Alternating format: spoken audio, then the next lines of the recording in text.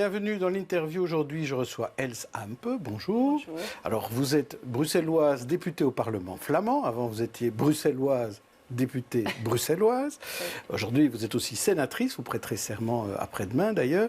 Et vous êtes conseillère communale à la ville de Bruxelles. On va d'abord parler de l'Open VLD, votre parti, parce qu'on n'a pas bien compris ce qui s'était passé à Bruxelles. Pourquoi l'Open VLD avait demandé, comme ça, un stop pendant une semaine et est revenu à la table lundi comme si de rien n'était. Est-ce que vraiment quelque chose a changé en une semaine aux yeux de l'Open VLD? Pour Open VLD, il est important de souligner que la liste libérale néerlandophone et la liste libérale francophone essayent de rester autant possible ensemble dans un gouvernement. Pourquoi?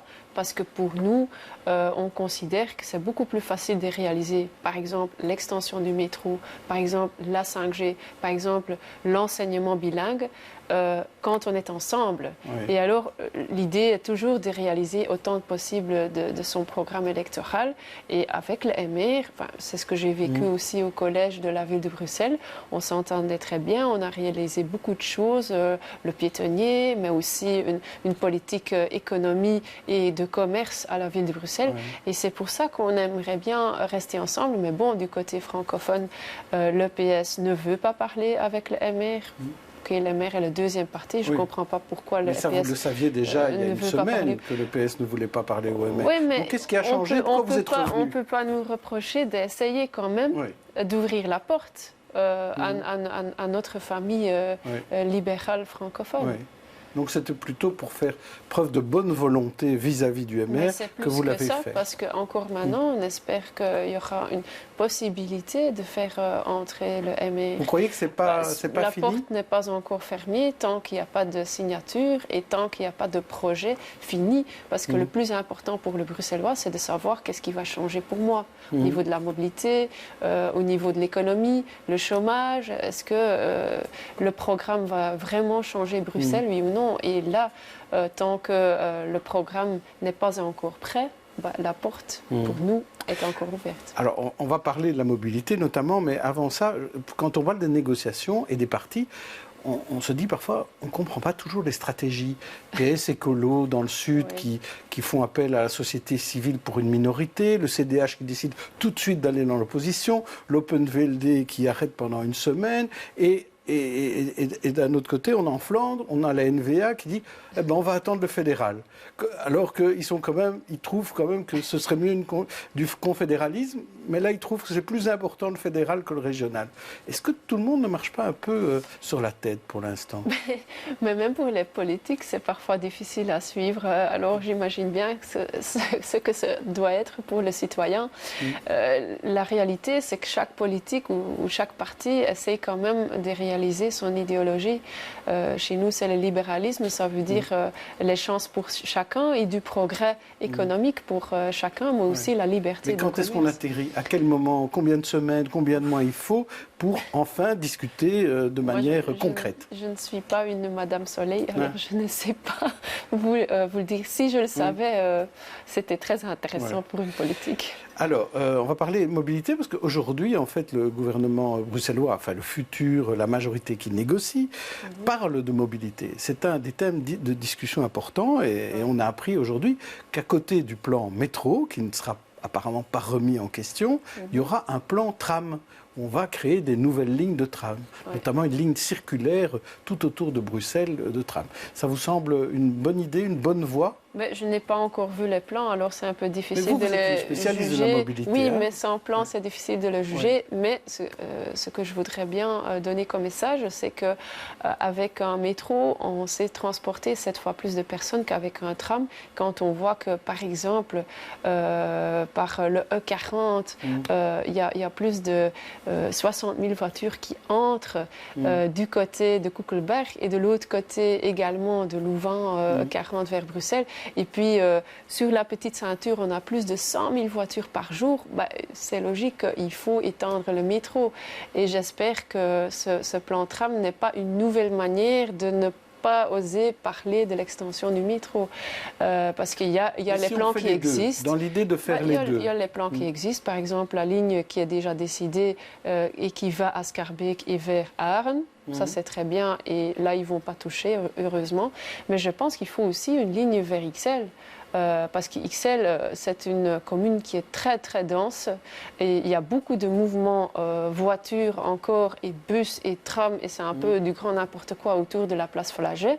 Et là, on pourrait imaginer une place beaucoup plus libérée des voitures, mais également de toutes les lignes de tram et les bus qui sont un peu perdus, beaucoup plus de place pour les piétons et les cyclistes. On peut le créer aussi via les métros. Vous restez très très métro, ça va être difficile de discuter alors, au sein d'un gouvernement avec Écolo et Groen, qui n'aiment pas tellement le métro. Non, mais moi je reste métro parce que je pense que c'est la solution pour libérer l'espace public. Et c'est ce que les gens demandent. Les gens demandent plus de l'air. Pour jouer sur l'espace public, mais aussi pour être piéton, être cycliste. Et là, par exemple, la place Litz, un autre exemple. Comment est-ce que vous imaginez la place Litz si on n'écarte pas les rails de tram et on les change par des lignes de métro, on ne va jamais avoir une vraie place Litz pour les piétons et pour les cyclistes. C'est impossible. Mais alors quand même, ceux qui ne sont pas très favorables au métro disent le métro, ça coûte cher, ce qui est vrai. Et deuxièmement, ça fait beaucoup de déchets. Et en matière d'empreinte écologique, c'est vraiment très négatif. Mais ça, ce n'est pas vrai. La dernière chose, ils doivent le prouver. Je n'ai jamais vu la preuve. Ils ont dit qu'il fallait 55 années pour équilibrer l'empreinte écologique. Le métro, au début, en investissement, c'est plus cher. Mais quand on regarde le coût par an, c'est moins cher et ça devient rentable après 20 ans parce qu'on s'est transporté beaucoup plus de personnes. Alors, donc, la vraie question, il faut le regarder sur le long terme. Et moi, j'aime bien la politique de long terme également. C'est important de faire quelque chose maintenant, mais c'est aussi important d'avoir une vision sur le long terme. Alors, en matière de long terme, je vais vous demander ce que vous pensez de l'avenir de l'agence Bruxelles Propreté, dont on parle beaucoup depuis hier, mais enfin, parce qu'on sait qu'il y a des dépassements budgétaires, qu'il y a des litiges, qu'il y a de la tension entre la direction et le cabinet de la secrétaire d'État Fadila Lanan. Je vous propose d'avoir 3 types de réactions. Vous allez me dire quelle est la vôtre. La première, l'agence de Bruxelles Propreté, c'est une machine de recrutement du PS, ou c'est un dossier explosif, ou la troisième, c'est une activité essentielle à Bruxelles. Le premier et la dernière. Parce que oui, c'est une agence de recrutement, on l'a bien vu, il y a presque 500 personnes qui ont été recrutées. En 5 ans. Sans regarder si les moyens étaient là, alors on se retrouve avec un trou entre 20 millions d'euros et 50 millions d'euros. Alors il y a une malgérance, en tous les cas, ça c'est clair. Mais c'est aussi... la direction ou c'est le politique? Ça c'est à vérifier. Mais plusieurs fois dans la commission de l'environnement et de propriété, plusieurs commissaires, plusieurs parlementaires ont interpellé Madame Lanan et ont demandé de faire quelque chose et de ne pas faire exploser le budget. Et elle était au courant même en mai. J'ai déjà posé la question. Elle a lancé un audit en mai. Oui, ok, ça c'est très bien. Mais votre dernière proposition, oui, Bruxelles Propriété est super important. Parce qu'on peut constater que Bruxelles doit devenir beaucoup, beaucoup plus propre qu'aujourd'hui. Les gens le demandent.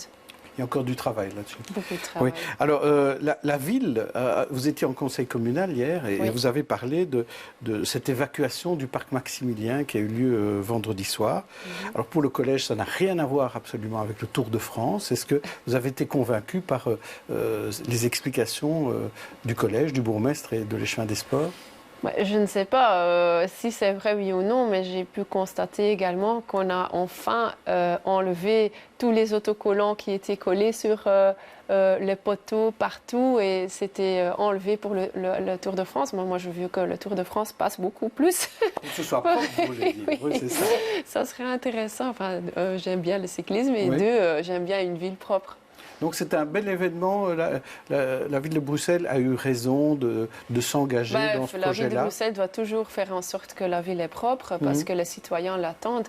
Dans le parc Maximilien, il faut trouver une solution durable. Il faut que ça reste un parc. Et ça, c'est important. Donc il faut trouver un système pour loger tous les gens qui s'y réfugient pour l'instant. Il y a eu des solutions qui ont été proposées. Et pourquoi le fédéral n'a jamais rien fait? Mais le fédéral a fait quelque chose. Depuis que Marie de Bloch est là, vous avez pu constater que le calme est revenu et aussi l'ordre et la paix. Vous voulez dire, il n'y a plus Théo Franken qui fait des tweets à tout bout de champ, c'est ça? Il y a Marie de Bloch qui a clairement dit, moi je préfère de travailler dans l'ombre que de tweeter toute la journée. Bon, je pense que c'est clair. Alors revenons sur le Tour de France, parce que c'est quand même un gros budget. Il y a 11 millions d'euros qui ont été mis sur la table, la ville, la région, Bruxelles Mobilité, le fédéral et tout ça. Est-ce que le jeu en vaut la chandelle? Est-ce que ces 11 millions, ça vaut la peine? Mais oui, parce qu'en fait, on montre la Belgique, on montre notre capitale. Alors on va inviter tout le monde autour du monde entier de regarder, de visiter et alors de dépenser de l'argent dans notre capitale. C'est bien parce que si les gens dépensent de l'argent, ça veut dire qu'on a des gens qui peuvent en profiter, des gens qui ont du travail, ce qui est important. Il ne faut pas oublier qu'on a 90 000 chômeurs à Bruxelles. Alors de plus que Bruxelles est mis en avant, de plus que l'image est bonne de notre capitale, de mieux c'est. Et puis c'est peut-être la première fois qu'il y a eu quelque chose qu'on a pu faire fédéral, région et ville ensemble. C'est magnifique. On a toujours tendance à s'interpeller, à être super modeste, mais Bruxelles est fantastique. Pourquoi on ne peut pas le montrer? Eh bien, on verra ça demain parce que je recevrai Philippe Claus. D'ici là, bonne soirée à tous. Au revoir.